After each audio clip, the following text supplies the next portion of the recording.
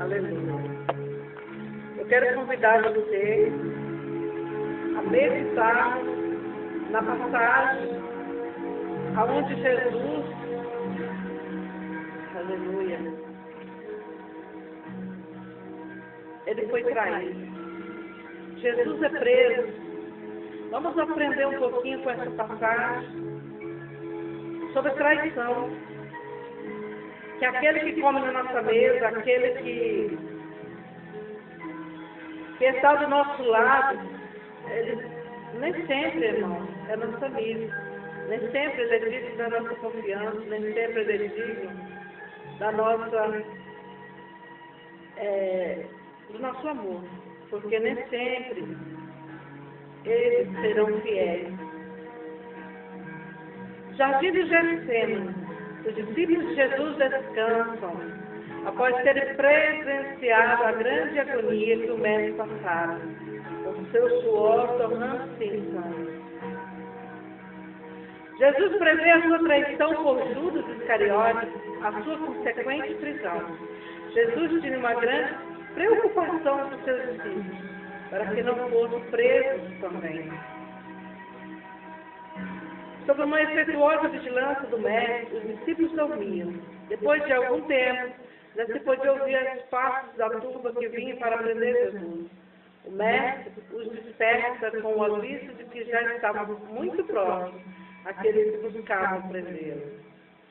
Abra sua Bíblia no livro de Marcos, capítulo 14, do 41 ao 42. E voltou terceira vez e disse-lhes: dormi agora e descansai. Basta, é chegada a hora. Eis que o Filho do Homem vai ser entregue nas mãos dos pecadores. E levanta a arma e pus. Vamos, eis que essa peça que me traz. Aleluia. Soberano e altíssimo, eterno Deus. Nesta manhã, Pai querido, me coloco mais uma vez na tua presença. Eu quero, Senhor, primeiramente pedir perdão pelas minhas falhas, porque eu sei, meu Deus, meu Pai, que sou pecador. Mas também sei que a tua misericórdia me alcança todos os dias. E é pelo fato da tua misericórdia me alcançar que eu estou aqui, todas as manhãs, de pé, para fazer a tua vontade e o teu querer. Pai, abençoa todos aqueles que me ouvem pela Rádio Vivendo Vitória nesta manhã. E abençoa, Senhor, para que eu não venha falar nada de mim mesmo, mas para falar segundo a tua palavra ao coração daquele que me escuta. Senhor, que essa semente de hoje, ela germine bons frutos, e que ela seja lançada numa terra fértil, para que esta venha, Pai, fazer com que essa semente germine e cresça, em nome de Jesus. Após ter saído do cenáculo, onde participou da última ceia de Páscoa, Judas Iscariotes não perdeu tempo para arquitetar sua traição. Ele foi até os principais sacerdotes e informou que aquele a qual ele beijara no rosto, aleluia, seria ele, o Filho de Deus. Aleluia. Ele foi até os principais sacerdotes e informou que aquele era o melhor momento para executar o plano. Judas era responsável por entregar Jesus. Judas recebeu imediatamente uma escolta. Dentre eles iam os servos do Sinédrio, guardas do templo, capitães da guarda do templo, membros do Sinédrio e alguns soldados romanos, que pertenciam à guarnição que estava aquartelada na Torre Antônia, construída a nordeste do templo. A luz de Páscoa brilhava intensamente naquela noite, iluminando parte do ouro coberto de árvores, local onde Jesus costumava passar a noite com seus discípulos, quando não ia para Betânia. A escolta não saberia quem Jesus era. A noite seria ainda mais difícil de distingui-lo de seus apóstolos. Foi combinado um sinal para mostrar quem deveria prender. Eles não esperavam que o Salvador se apresentasse espontaneamente. Aleluia. Olha, o que traía tinha lhe dado um sinal, dizendo: aquele que eu beijar, esse é, prendei-o, levai-o com segurança. Marcos 14, 44. Entre os judeus, o beijo era uma forma costumeira de saudação. A utilização desse sinal revela toda a hipocrisia e perversidade que estava no coração de Judas Iscariote. Judas transformou o sinal afetuoso de amizade e ternura em um símbolo de traição. Quantos hoje têm usado esse símbolo? Aleluia! Dá um beijinho no rosto, um abraço, um aperto de mão, uns tapinhas nas costas, mas não perde a oportunidade de apunhalar o seu irmão pelas costas. E eu quero chamar a tua atenção nessa manhã. Seja discípulos, não Judas Iscariotes. Porque aquele que trai seu irmão, da mesma sorte será traído. Aquele que apunhala seu irmão, da mesma forma que apunhalou, a justiça de Deus virá sobre ti. É Bíblia, não sou eu que digo. A palavra de Deus é clara. Quando fazeres alguma coisa, a mesma coisa será feita para você. Se queres o bem, pratique o bem. Se queres receber o mal, semeie o mal. Aleluia. Lembra de Naamã? Aleluia. Ele preparou a força, mas quem caiu nela? Claro que foi ele. Porque ninguém tentará acusação contra os eleitos de Deus. Não é assim que a palavra diz? Mas vamos lá. O mestre mostrou a Judas que ele não o enganava com sua hipocrisia e falsa salvação. Mesmo sendo traído pelo beijo de Judas, ainda assim, no gesto de amor, aquela pobre alma faz o último apelo à consciência do traidor. Jesus queria lhe fazer refletir e se arrepender. E Jesus lhe disse: Judas, como vês trair o filho do homem? Lucas 22, 48. Muito interessante constatar que foi preciso um beijo de Judas, ou seja, um sinal para que se soubesse quem deles era Jesus. Jesus era muito parecido com seus discípulos. Jesus era igual aos demais que seguiam. Jesus era simples. Jesus não tinha maldade no seu coração. Jesus não tinha, aleluia, um coração enganoso. Jesus não tinha um pensamento contrário aos seus. Pelo contrário, ele visava o bem de todos. Mas na realidade, principalmente hoje, no mundo cristão, esse sentimento já tem sido abandonado há muito tempo. Aleluia. E é lindo aprender que Jesus fez a diferença, se fazendo igual a nós. Para Jesus, fazer a diferença é ser igual. Enquanto há diversas pessoas que querem ser diferentes, querem ser notadas, ser melhores que os outros, Jesus se fazia em igualdade. O ser humano, infelizmente, principalmente quando ele consegue um poder eclesiástico, um poder mais elevado, seja ele ministerial ou financeiro, a tendência do ser humano, amados, é pisar nos pequenos, é humilhar os pequenos, é fazer com que os pequenos estejam debaixo da sola dos seus sapatos. Só que Jesus está nos ensinando um exemplo de fazermos a diferença. É você sempre olhar para o seu próximo de igualdade. Você não é melhor do que ninguém, querido. Você não é melhor do que ninguém. Sabe por quê? O maior exemplo disso é o final da morte. Quando a morte chega, nós vamos para o mesmo lugar. Você será pó e cinza novamente, como qualquer outra pessoa, seja pobre ou rica. Seja bem vestido ou mal vestido, o fim é único. A terra te comerá. Porque tu és pó. Tu és um pobre, miserável e nu.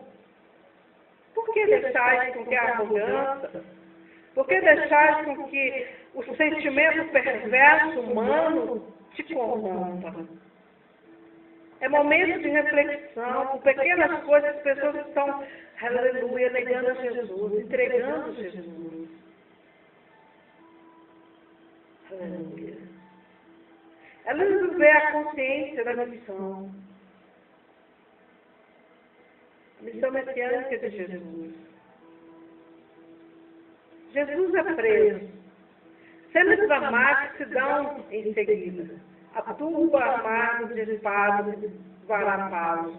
Religiosos cheios de ódio e sede de vingança. Um banho de sangue poderia acontecer naquele cenário cheio de tensão. Jesus mesmo se entregou ao inimigo, dando passos à frente, indo ao encontro dele. É lindo ver a consciência da missão messiânica de Jesus. Ele não fugiu de seu destino, antes se entregou para ser preso, sacrificado por todos nós.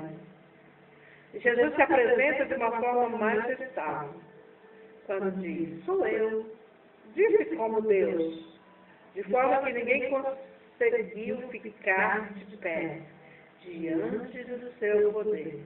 Todos caem por terra, e isto prova que ele se entregou mesmo. Foi por muito amor à humanidade. Responderam-lhe a Jesus Nazareno. Disse-lhe Jesus, sou eu. E Judas, que o traía, estava com ele. Quando, pois, lhe disse, sou eu, recuaram e caíram por terra. João, capítulo 18, 5, versículo 6. São 2 versículos que relatam essa história.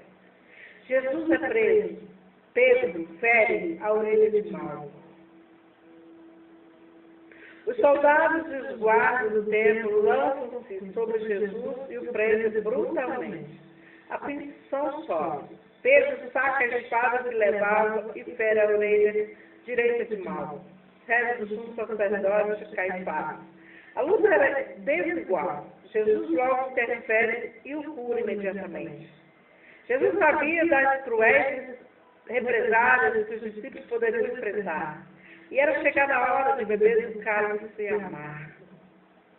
Então Jesus disse-lhe, embainhe a tua espada, porque todos que lançarem mão da espada, a espada morrerão. Mateus 6, 52. Jesus rejeitava qualquer intenção de resistência. Os discípulos conseguem fugir, e assim o mestre é preso e levado para ser ouvido por amar. Aleluia. Quantos estão entregando Jesus em gestos medíocres, em gestos, aleluia, corruptos, em gestos desumanos. Aleluia. Eu fico analisando, irmãos, o Evangelho do Senhor na Terra. As pessoas, como as pessoas estão agindo, defendendo seus interesses próprios, pisando em todos, aleluia, para defender o seu. Mas eu quero te apontar um sinédrio nessa manhã, onde a tua atitude será julgada sem, aleluia, direito à revogação.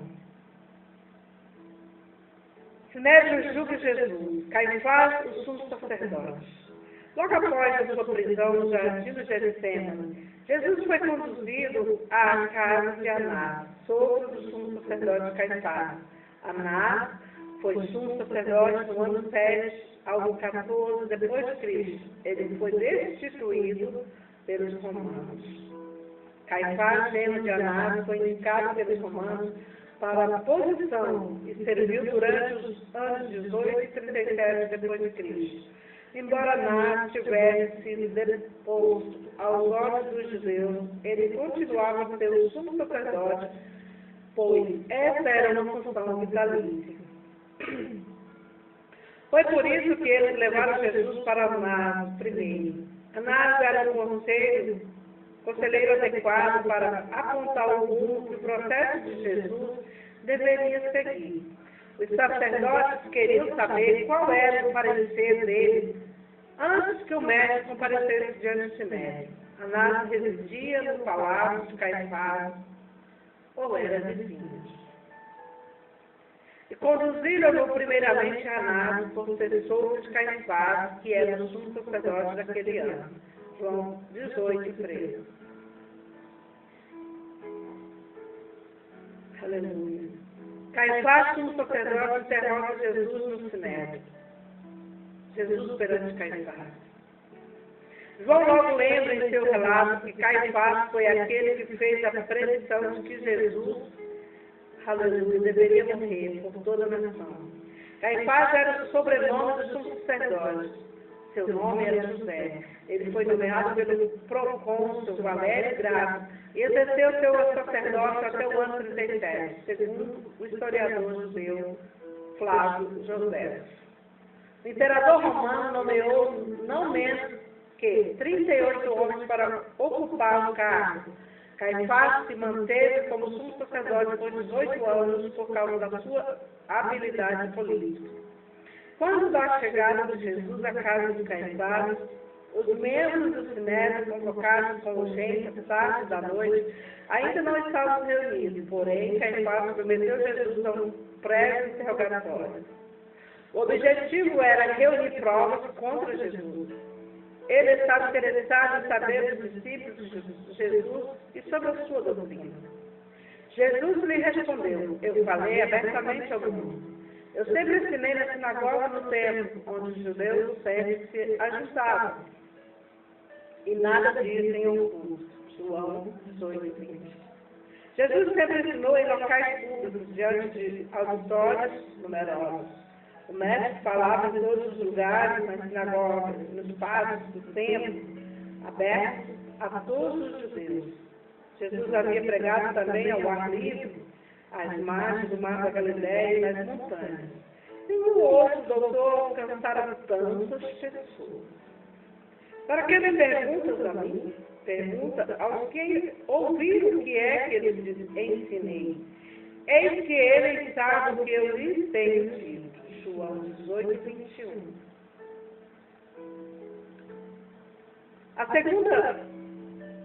Segundo a lei, o testemunho de defesa devia ser chamado primeiro. Jesus não podia ser interrogado antes da testemunha ser ouvida.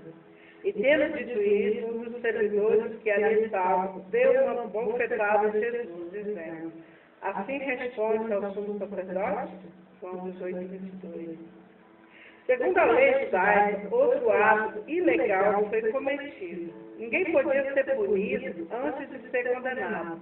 Caifás não repreendeu a intromissão do seu subordinado, ao que Jesus o fez com um argumento irrefutável. Respondeu-lhe Jesus: se falei mal, dá testemunho do mal. E se bem, por que me fere? João 18, 23 e 24. O Sinédrio era a corte suprema, a instância de maior autoridade entre os judeus. Caifás, como sumo sacerdote, levou uma trama muito bem elaborada, na qual foi feito um julgamento ilegal e foram trazidos falsos testemunhos para depor contra Mestre. A sala da audiência do Sinédrio ficava no primeiro piso do palácio de Caifás. Quando se realizava a sessão judicial, em seu lugar de costume, cada um dos juízes tinha o seu lugar de vestido, assinalados. Sentavam-se em semicírculos sobre grandes almofadas, no centro, em pisos elevados, colocavam-se o presidente e o vice-presidente. Perto deles ficavam os sábios, que eram os conselheiros da Assembleia. Em cada um dos dois extremos colocava-se um secretário, e da direita anotava tudo que servia de defesa do acusado. O da esquerda, tudo que lhe era contrário. O acusado era posto no meio da sala, rodeado por quatro. Entretanto, neste caso, não havia nenhuma justiça em causa. visto que Jesus já estava condenado, muito antes de ser julgado. O que eles queriam, na verdade, era apenas um aparente julgamento, para ter o que alegrar diante de Pilatos. E não o chamavam, apesar de se apresentarem muitas testemunhas falsas, não o chamavam. Mas, por fim, chegaram muitas testemunhas falsas, Mateus 26, 60. As falsas testemunhas que haviam sido subordinadas não apresentaram ocorrência e acordo em suas acusações. Segundo a lei de Moisés, um testemunho não tinha valor se seus depoentes não estiverem de acordo em todos os pontos. Deus permitiu esse desacordo para que não restasse sobre Jesus nenhuma sombra de culpa. Como não era possível condenar Jesus sem nenhuma prova de cumplicidade, Caifás, o orgulho ferido, de modo interrogante, exigiu. Jesus, porém, guardava silêncio, e instituindo os sacerdotes, disse-lhe: consulto-te pelo Deus vivo, que ele diga se tu és o Cristo, o Filho de Deus. Mateus 26, 73. Caifás usou o Filho de Deus para obrigar Jesus a responder afirmativamente e assim acusá-lo de blasfêmia. Conseguiram o apoio da Assembleia para matá-lo. O mestre não podia negar a si mesmo, pois ele era realmente Messias, filho do Altíssimo. E Jesus disse-lhe: eu sou. Observei o Filho do Homem assentado à direita do poder de Deus e vindo sobre as nuvens do céu. Marcos 14, 62. Se ele fosse realmente amante da verdade, teria investigado com cuidado a séria afirmação de Jesus. A vida do Mestre, sua pregação, seus milagres, comparados ao testemunho que acabaram de dar, continham provas incontestáveis da sua natureza divina. Jesus não precisava mais provar nada. Jesus não precisava ali dizer, afirmar ou desafirmar qualquer coisa. Ele era Deus, ele é Deus. Mas, contudo, foi feito ali tudo conforme o plano que Deus o executava. E nós temos que estar atentos à voz do Senhor. Nós temos que estar sensível à voz do Espírito Santo quando Deus está falando conosco. Aleluia. Jesus, porém, guardava silêncio, instituindo os sacerdotes de Cristo. Contudo, que pelo Deus vivo que nos diz: tu és Cristo, Filho de Deus. Nós vemos aí que houve ali um apelo de Caifás, né? Ele se sentiu ferido, seu orgulho ali estava ferido. E tentou colocar Jesus contra a parede. E muitas das vezes o ser humano hoje está fazendo isso. Tentando barganhar com Deus. Cuidado. Com Jesus não tem barganha.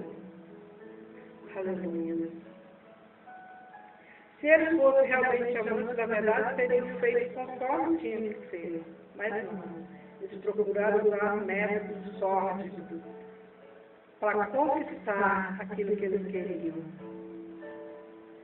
Porém, não era isso que os inimigos de Jesus buscavam. Queriam condená-lo à morte a qualquer custo. Vós ouvis a blasfêmia, que vos parece? E todos os consideraram culpados de morte. E alguns começaram a cuspir nele, e a cobrir-lhe o rosto, e dar-lhe punhadas, e a dizer-lhe: profetiza. E os servidores davam-lhe profetadas. Marcos 14, 64, 66.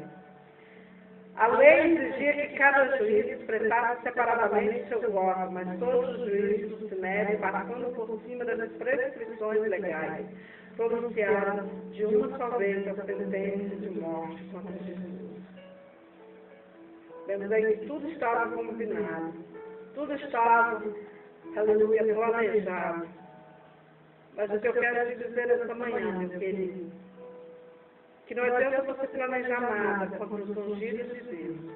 Não adianta você fazer nada oculto contra os pequeninos do Senhor.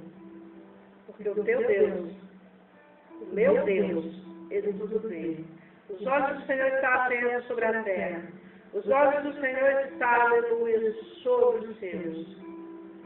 Aleluia.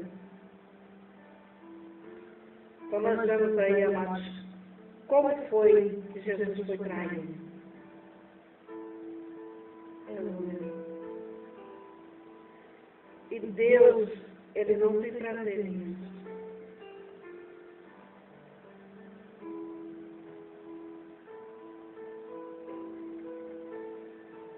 Deus quer que o seu povo esteja, aleluia, de coração, de mente pura.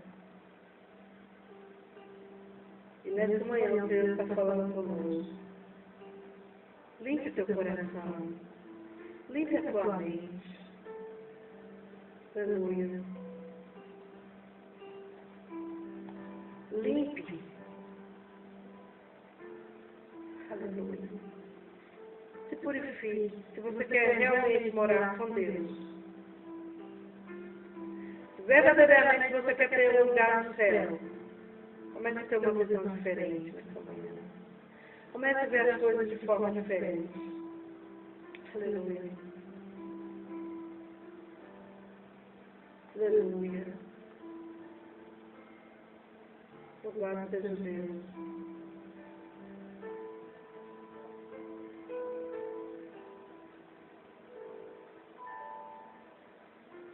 Louvado seja o nome do Senhor Jesus. Jesus, Ele se doou como pão vivo, por mim e por você.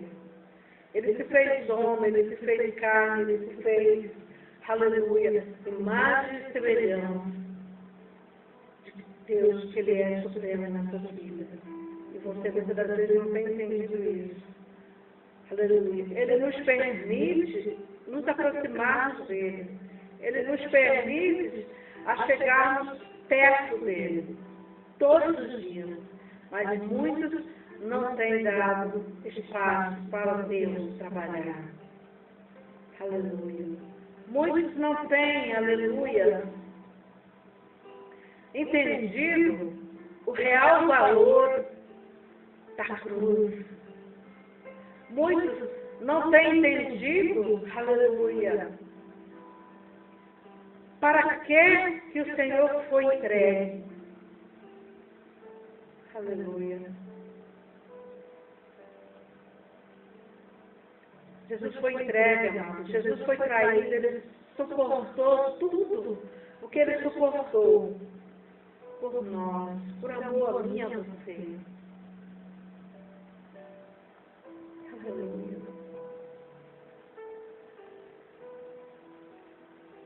E o que Ele quer de mim e de você, que nós sejamos adoradores de verdade. Que nós sejamos adoradores de coração, não de carne. Aleluia. Que a nossa vida ela seja pautada na verdade. Que a nossa vida não seja pautada em interesses mesquinhos, humanos, mas que nós vivamos em sintonia com o céu. Jesus nesta manhã está dizendo que Ele se fez homem, viveu entre nós, para que eu e você pudéssemos aprender o fundamento para o qual Ele foi enviado. E muitos hoje estão distorcendo a mensagem da cruz.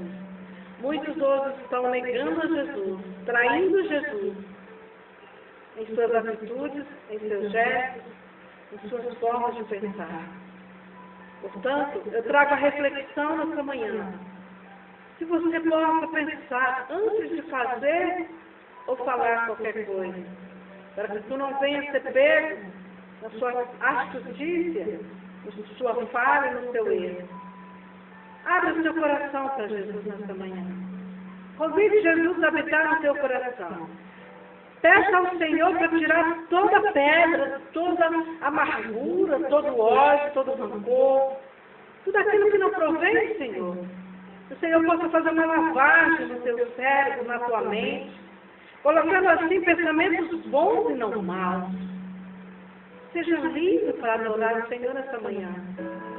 Aleluia. Adore a Deus. Confia no Senhor, teu Deus de todo o teu coração, será salvo tu e a tua casa, em nome de Jesus.